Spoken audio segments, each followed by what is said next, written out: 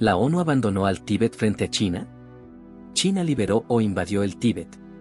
Una historia que incomoda a Pekín y al mundo. Esto es Mundo en Guerra, cuando el ser humano prefiere el dolor y no la paz. Cuando hablamos del Tíbet, muchos piensan en monjes pacíficos, montañas sagradas y el Dalai Lama exiliado. Pero detrás de esa imagen mística hay una historia brutal de ocupación, resistencia, propaganda y silencio internacional. Hoy te invito a preguntarte: ¿el Tíbet fue verdaderamente parte de China? ¿Fue una liberación o una invasión? ¿Y por qué el mundo lo permitió en silencio? Prepárate para dudar de todo lo que creías saber. Durante siglos, el Tíbet fue un territorio budista con su propio idioma, religión, sistema político y cultura. Gobernado por los Dalai Lamas, funcionaba como una teocracia. Aunque en algunos momentos reconoció cierta dependencia de las dinastías chinas, como la dinastía Yuan-i-Lain, el Tíbet nunca fue gobernado directamente desde Pekín. Cuando cayó la dinastía Qin en el año 1912, el Tíbet aprovechó el caos en China para declarar su independencia. Durante las siguientes casi 4 décadas, funcionó de facto como un estado independiente, tenía bandera, moneda, ejército y relaciones exteriores limitadas. Pero cuando los comunistas tomaron el poder en China en 1949, decidieron que el Tíbet era parte de su nuevo país, les guste o no a los tibetanos. Signo de cierre de interrogación grueso. ¿Puede una potencia declararse dueña de un territorio solo porque lo dice la historia oficial? Signo de cierre de interrogación grueso. Si el Tíbet fue independiente durante décadas, ¿no debería ser tratado como tal? En octubre de 1950, el Ejército Popular de Liberación de China cruzó la frontera oriental del Tíbet. En pocos días, tomaron la región de Chamdo y derrotaron al ejército tibetano, compuesto por unos pocos miles de hombres mal armados. La versión oficial china lo llamó una liberación pacífica, diciendo que el pueblo tibetano fue liberado del feudalismo y del control de una élite teocrática. Pero los tanques, los fusiles y la ocupación militar no fueron pacíficos. Fueron una invasión clásica, tropas extranjeras entrando a la fuerza en un territorio autónomo. En mayo de 1951, bajo la amenaza militar, China impuso al gobierno tibetano el llamado Acuerdo de los 17 puntos. Pekín dice que fue firmado voluntariamente. Los tibetanos dicen que fue coaccionado. Signo de cierre de interrogación grueso. ¿Puede un tratado firmado bajo amenaza de guerra ser legítimo? Signo de cierre de interrogación grueso. Si fue una liberación, ¿por qué hubo una invasión militar primero? Signo de cierre de interrogación grueso. ¿Desde cuándo liberar significa invadir con armas? Una de las principales justificaciones del Partido Comunista fue que el Tíbet vivía en un sistema feudal y atrasado. Es cierto que el Tíbet no era una democracia, y que gran parte del poder estaba en manos de los monasterios y aristócratas. Pero también es cierto que ese sistema era aceptado y defendido por los propios tibetanos. Era su cultura, su vida. China presentó imágenes de castigos medievales, como justificación moral.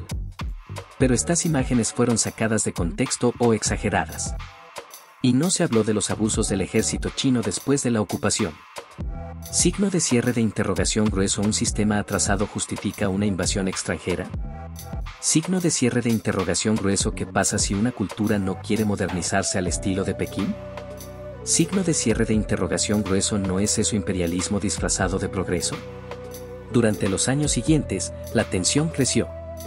La presencia militar china aumentó, y las promesas de autonomía del acuerdo fueron incumplidas.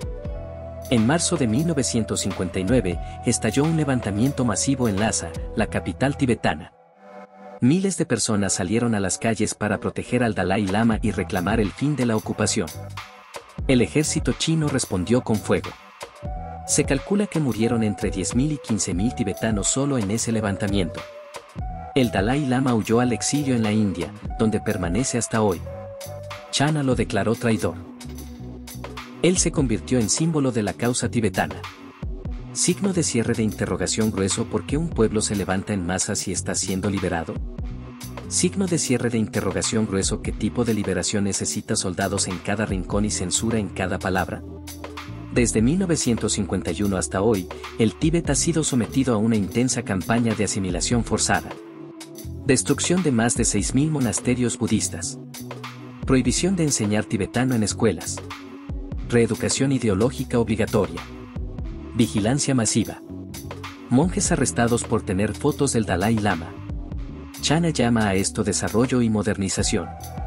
Pero muchos expertos internacionales lo llaman genocidio cultural. No matas a las personas directamente, matas su idioma, su religión y su identidad. Signo de cierre de interrogación grueso. ¿Se puede modernizar a un pueblo destruyendo su cultura? Signo de cierre de interrogación grueso. ¿Cuántos monasterios hay que demoler para que la paz funcione? Signo de cierre de interrogación grueso. ¿Puede llamarse progreso si requiere silenciar a una civilización entera? Durante los primeros años, muchos países sabían lo que estaba pasando. Pero nadie actuó. Ni la ONU, ni Estados Unidos, ni Europa intervinieron más allá de declaraciones diplomáticas. ¿Por qué? Porque China era una pieza geopolítica clave. Durante la Guerra Fría, pelearse con China no era estratégico. Y más adelante, cuando China se volvió una potencia económica, criticarla resultó poco rentable. El pueblo tibetano fue abandonado por el mundo en nombre del pragmatismo político. Signo de cierre de interrogación grueso. ¿Los derechos humanos tienen precio?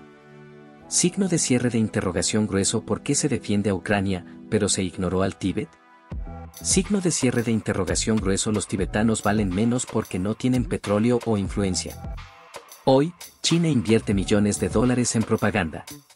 Produce documentales, libros, reportajes que presentan al Tíbet como un paraíso socialista donde todos son felices.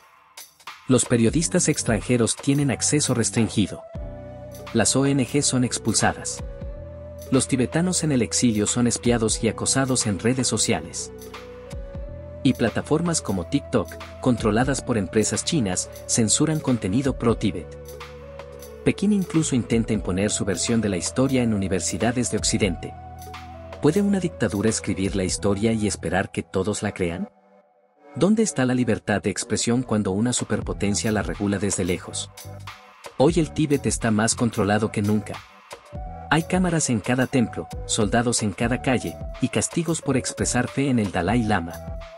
El número de tibetanos que se autoinmolaron como protesta supera el centenar desde el año 2009. Una generación entera crece sin conocer su idioma ni su historia real. Y el Dalai Lama, que hoy tiene casi 90 años, podría morir en el exilio. China ya ha dicho que elegirá a su sucesor, algo que para los tibetanos es impensable. ¿Puede un gobierno comunista designar al líder espiritual de una religión milenaria? ¿Morirá la causa tibetana cuando muera el Dalai Lama? ¿Todavía hay tiempo para salvar al Tíbet? China llama a lo que hizo en el Tíbet una liberación pacífica. Pero los hechos. La invasión militar, la destrucción cultural, la represión política y la imposición ideológica cuentan otra historia. Podemos discutir si el Tíbet era perfecto antes. No lo era. Pero tampoco pidió ser salvado por una potencia que lo convirtió en una colonia moderna disfrazada de región autónoma. ¿Liberar a un pueblo es someterlo por la fuerza?